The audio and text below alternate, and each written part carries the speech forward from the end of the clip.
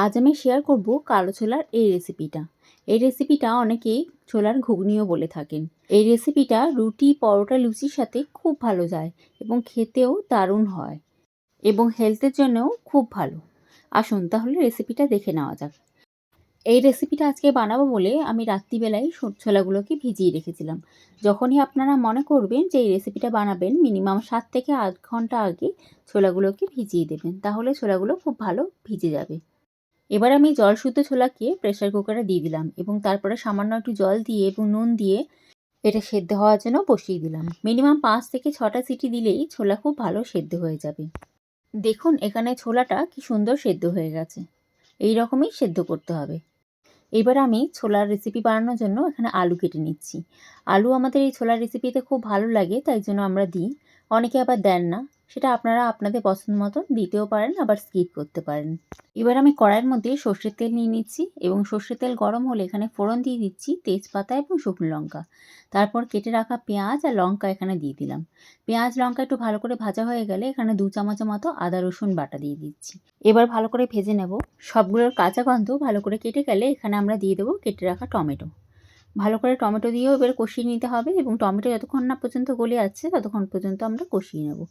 তারপর এখানে আমি গুঁড়ো মশলাগুলো অ্যাড করে দেবো। দেবো নুন, হলুদ, জিরে গুঁড়ো, ধনে গুঁড়ো, লাল লঙ্কার গুঁড়ো, কাশ্মীরি লঙ্কার গুঁড়ো এবং সামান্য গোলমরিচের গুঁড়ো। ভালো করে ভেজে এখানে সামান্য জল অ্যাড করে দিচ্ছি যাতে মশলাগুলো পুড়ে না যায়। ভালো করে ভেজে নিন এবং যখন দেখবেন মশলা থেকে তেল ছাড়া শুরু হয়েছে তখন আমি এখানে অ্যাড করে দেবো চানা মশলা। মার্কেটে অনেক চানা মশলাই অ্যাভেলেবেল, আপনারা যে কোনো ব্র্যান্ডের চানা মশলা নিতে পারেন। 1 থেকে 1.5 চামচ চানা মশলা দিয়েছি এবং ভালো করে মিলিয়ে এখানে অ্যাড করে দেবো কেটে রাখা আলু। আলু কিন্তু আমি আগে থেকে ভাজিও নি আর সেদ্ধও করিনি। যেহেতু ছোট ছোট করে কেটেছিলাম তাই জন্য মশলাতেই এটা সেদ্ধ হয়ে যাবে। ভালো করে আলু নাড়াচাড়া করে যখন দেখবেন সেদ্ধ হয়ে গেছে তখন এখানে সেদ্ধ করা ছোলা দিয়ে দিতে হবে। ছোলা দিয়ে ভালো করে নাড়িয়ে চাড়িয়ে একটু কষাতে হবে 5 থেকে 7 মিনিটের মতন এবং তারপরে সামান্য জল দিয়ে দিতে হবে। একটা কথা বলে রাখি, এখানে আমি যে জলটা ব্যবহার করেছি সেটা কিন্তু ছোলা সেদ্ধ করা জল। সেই জলটা কিন্তু ফেলবেন না। ছোলা সেদ্ধ এই জলটা ব্যবহার করলে ছোলার রেসিপির স্বাদ অনেক বেশি বেড়ে যায়। ভালো করে এটা ঢেকে 5 থেকে 7 মিনিটের জন্য আস্তে আঁচে ফোটার জন্য ছেড়ে দিন। ভালো করে ফুটে গেছে দেখুন। তাহলে আমাদের রেসিপিটা রেডি।